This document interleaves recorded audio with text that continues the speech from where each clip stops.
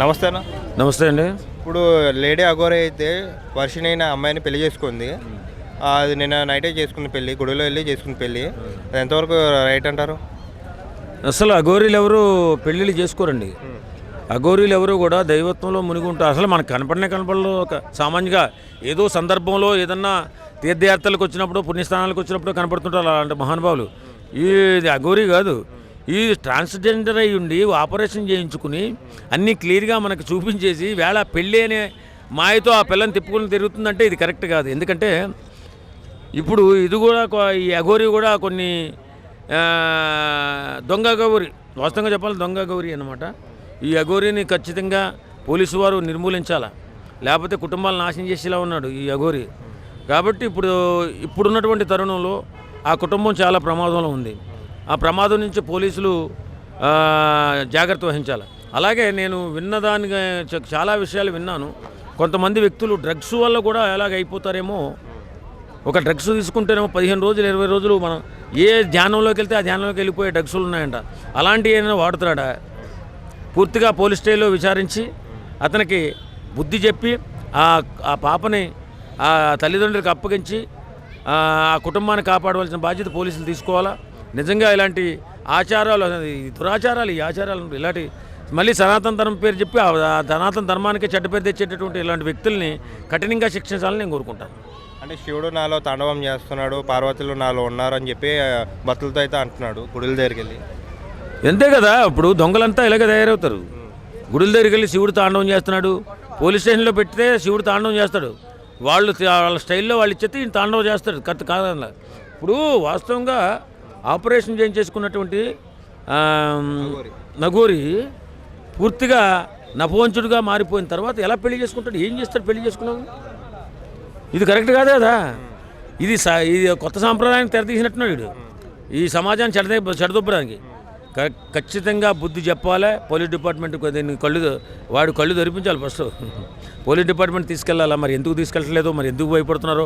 అందరూ సామాన్య మానవులు భయపడుతున్నారు, పోలీసు వారు కూడా భయపడుతున్నారు. ఏంటో తెలియలేదు. ఆ అమ్మాయిని తీసుకుపోతుంటే తల్లిదండ్రులు బోరుని ఏడుస్తుంటే కళ్ళు మరి బాధపడుతుంటే మరి చూడాలి కదా పోలీసు వారు. ఖచ్చితంగా వాడిని శిక్షించాలని నేను కోరుకుంటున్నాను. అఘోరి అంటే మొత్తము సమర్పించుకుంటారు. అసలు అంటే ఊరు బయట ఉంటారు, శ్మశానాల్లో ఉంటారు, ఇంకా ఎప్పుడు నరమాంసం తింటారు. కానీ ఈ అఘోరి ఏంటంటే బడ్వైజర్లు, బీర్లు తాగుతున్నారు, కారులో తిరుగుతున్నారు, ఐఫోన్ వాడుతుంది, ఎక్కడికంటే అక్కడికి ఊర్లోనే తిరుగుతుంది కానీ ఊరు బయట తిరుగుతలేదు. ఈ అఘోరి కాదండి ఈమె. అఘోరి అని ఎవరన్నాడు? అఘోరీలు ఎక్కడ ఉంటారు? అసలు మనకు కనపడరు. అసలు వాళ్ళు కనపడే వ్యక్తులు కాదు. ఆ దైవాంశ సంభూతులు వాళ్ళు. దైవాంశ సంభూతులు పట్టుకుని ఈడెవరు వచ్చి పార్కుల్లో కూర్చుంటాడు.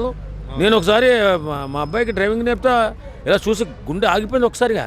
మొత్తం వెనకాల ముందు పుర్రెలు ఉంటాయి, మనిషి పుర్రెలు మొత్తం ఉంటాయి. అదో రకంగా భయానక వాతావరణం ఉంటుంది ఆ కారులో. గుండె ఆగిపోయింది. ఏదో టిఫిన్ చేస్తుండే అక్కడ ఆపేసి లోపల ఇలా చూసి ఒకసారి షాకు. నేను రే భద్రాపాదం పరిస్థితి బాగాలేదన్నట్టు. మనకి భయాలు ఉంటాయి కదా, ఏదో చేస్తారు, ఏదో చెప్పిస్తారని భయాలు.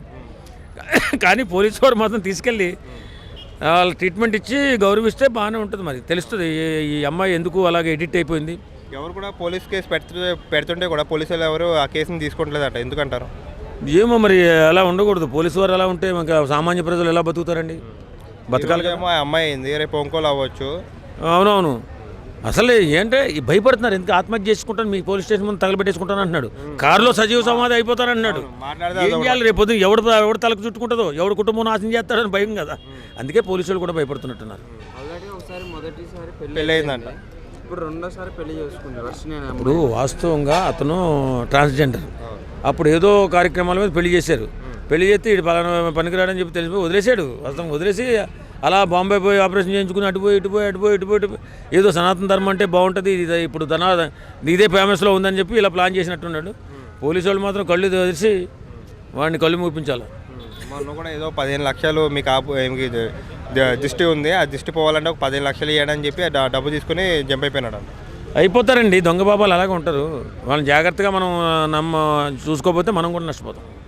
అంటే ఇట్లా ఎవరైతే ఇట్లా నెగిటివ్గా ఉన్నారో పాజిటివ్గా కూడా ఆయన పూజించి ఇంకా మా ఇంటికి రండి అని పిలుచుకునే వాళ్ళు కూడా ఉన్నారు. ఉంటారు. సమాజం అన్న తర్వాత వాళ్ళు ఉంటారు, వీళ్ళు ఉంటారు. నమ్మి వాళ్ళు ఉంటారు, నమ్మని వాళ్ళు ఉంటారు. కానీ నమ్మినా నమ్మకపోయినా ఎలాంటి దరిద్రమైనటువంటి ఆచారం ఉండకూడదు. ఒక నగోరి ఏంటి పెళ్లి చేసుకోవడం అది కరెక్ట్ కాదు కదా. కోరికలు ఉండవు, సమర్పించుకుంటారు దేవుడికి. మొత్తం సమర్పించేశాడు ఆయన. సమర్పించేసి మాయ చేస్తున్నాడు, మాయ చేసి మంత్రం చేసి ఇలా జనాల్లో తిరుగుతూ శిష్యులు కావాలి కాబట్టి ఈమెనకి ఏదో మందు అదే చెప్పాను కదా, డ్రగ్స్ అని ఆమె ఏదో అలవాటు చేసి ఈమెను అలాగా పాడు చేసినట్టున్నాడు. పాపం ఆ తల్లిదండ్రులు చాలా వర్ణాతీతం, వాళ్ళ బాధ, చాలా కష్టపడుతున్నారు. పోలీసు వారు కరుణించి వాళ్ళందరూ దయించి వాళ్ళకి న్యాయం చేయాలని కోరుకుంటాను.